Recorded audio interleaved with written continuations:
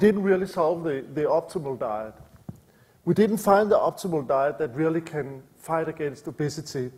But we managed to get 20 million euro from the European Union to run a multi-center trial based on a lot of inspiration I got from the discussion and work with Klaus. That we felt it was too simplistic just to, tell people you should cut down on fat, you should cut down on simple sugars, you should cut down on everything. We realized that you should actually eat more of a lot of foods that actually can provide you with more satiety, but also give you more pleasure. And we had several smaller studies that actually supported that you could get more satiety, so you don't need to be so restrictive. It was a family-based intervention where we tested 5 different diets. But I can tell you also in the children who never counted calories or anything, but just had the same diet as the rest of the family, the overweight and obese children in these families, they spontaneously started to lose weight without being aware of it, simply because they were served a diet in the home that gave them a lot of palatability, but also much more satiety for fewer calories. So that is the concept. I think the problem is still we realize when such a big study is over and we don't see the patients any longer, they will start to regain. We see that all the time.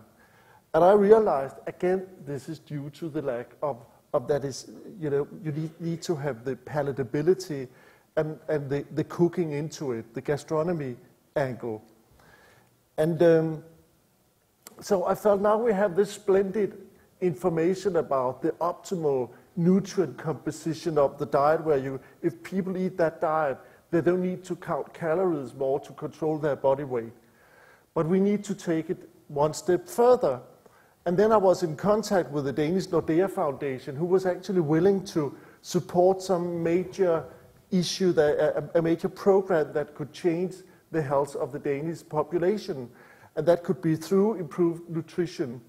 And I felt if we want to conduct a big trial and really to try to improve the Danish diet, of course we need to look at NOMA and the success of the New Nordic Diet.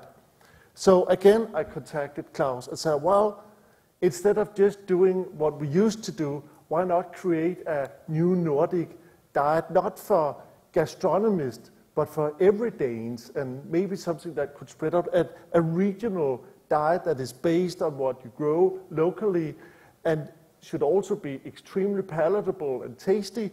And of course, it should be healthy and comply with the information we got from Diogenes trial. So we actually managed to get $20 million from the Nordea Foundation to pursue this. So the starting point was really to get, again, to tell Klaus, okay, now we need to define the New Nordic Diet and try to develop something every people can find out to prepare for themselves.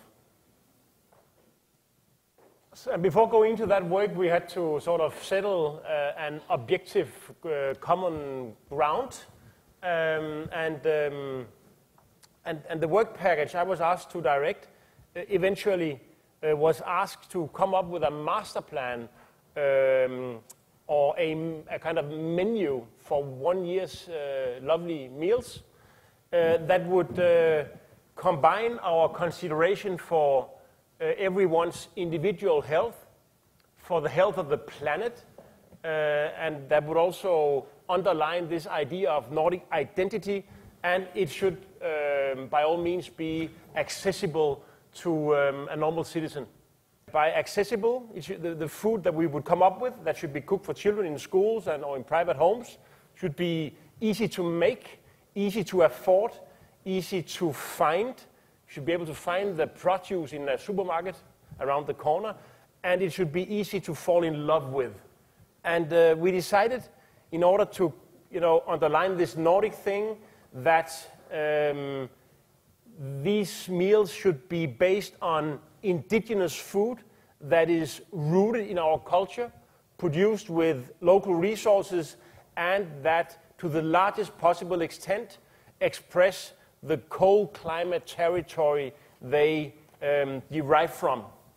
We initially made a careful plan to involve stakeholders within the fields of nutritional science, sustainability, gastronomy, and children's food culture in the process of defining the New Nordic Diet.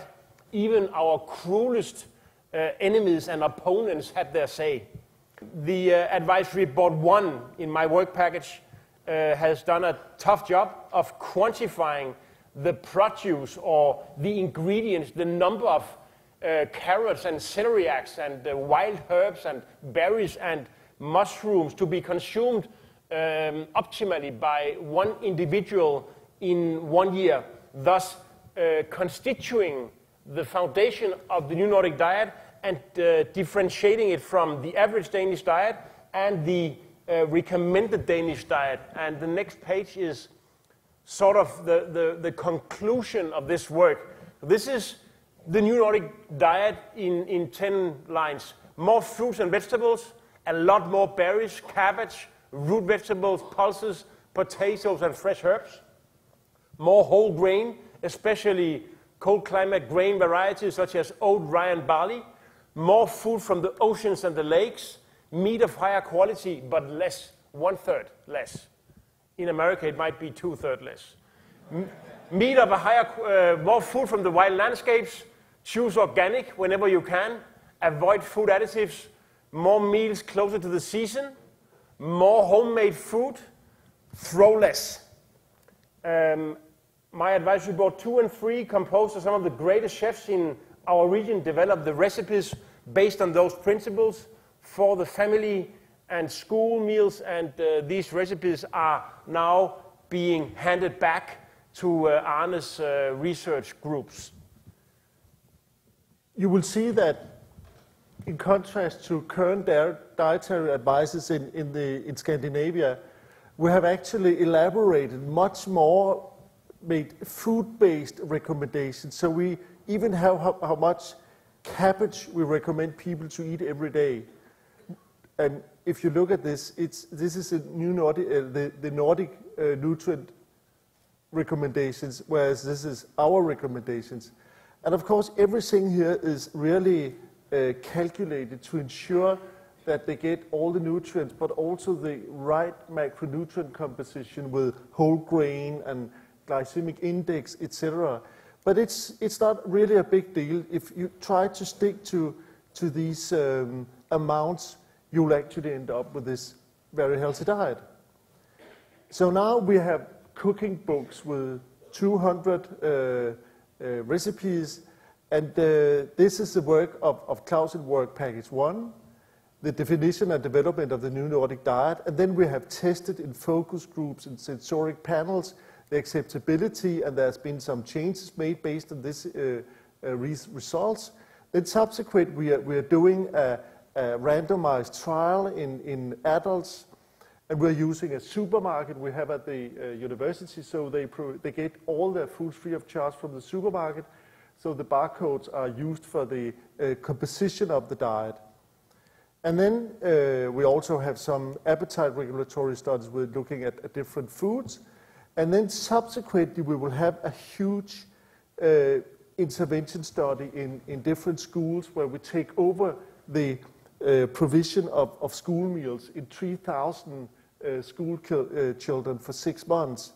So we have huge buses with DEXA scanners and lab technicians and all the equipment to drive around to conduct this trial with 15 chefs as well. And so we have the lab and communication. So it's a huge program running for 5 years. This is just to show you an idea about this supermarket where we have 2,500 foods. So we really provide the families all the food free of charge. And here, so the barcode is used for the nutritional composition, and it's based on the principle what you put in the basket is actually what you are consuming. So instead of giving people instructions, we're giving them the food. And we have a lot of very good evidence to show that this is a way to do it. A little about the branding. Well, normally in a research project like this, I guess that you would just sit down and wait, maybe 5, 6 years, and then the study's output would be published in some internal medical thing. And I asked Arne 1 year ago, do you think this is ethically correct to hide what we actually see and believe in for the whole population for 6 years? And Arne, he looked at me and he said, no, that is not correct. So we decided not to wait for the results and to try to give healthy food a better brand now.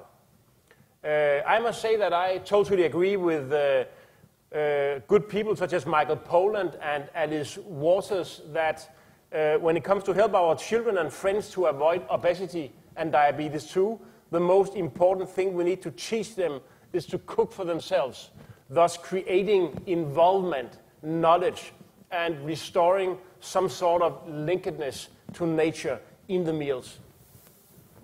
You can find no enemy of New Nordic Food. This virtual brand benefits tourism, raises the quality of the home market demand and the inner value of our food production. Right now, the New Nordic Diet and Opus is approached and embraced by all major health and social change NGOs. We are joining forces with similar structures in the other Nordic countries, and with the Nordic chefs, the rock stars of the restaurant scene, as ambassadors, and Noma, the regional pride, as a vehicle. I believe that in maybe half a year, 8-10 months, we might end up with one of the strongest and most long-lasting attacks ever on obesity, unhealthiness, and ignorant eating. The Vikings burned down the European villages and raped their women. I have to say that this movement is different. Our ultimate ambition is to develop regional cuisines with healthy food and a strong identity all over the world. New Nordic cuisine is not a declaration of war against American burgers, French food, Mexican mole or sushi. It is not a crusade against Moroccan tagine or Italian pizza. We don't feel any affinity with nationalistic ideas. The true goal is global diversity and local coherent food cultures. If this movement of ours does represent a threat to something, then let it be the transnational junk and fast food industry dominated by huge, heartless corporations ruining our health, undermining our independence, and damaging our planet.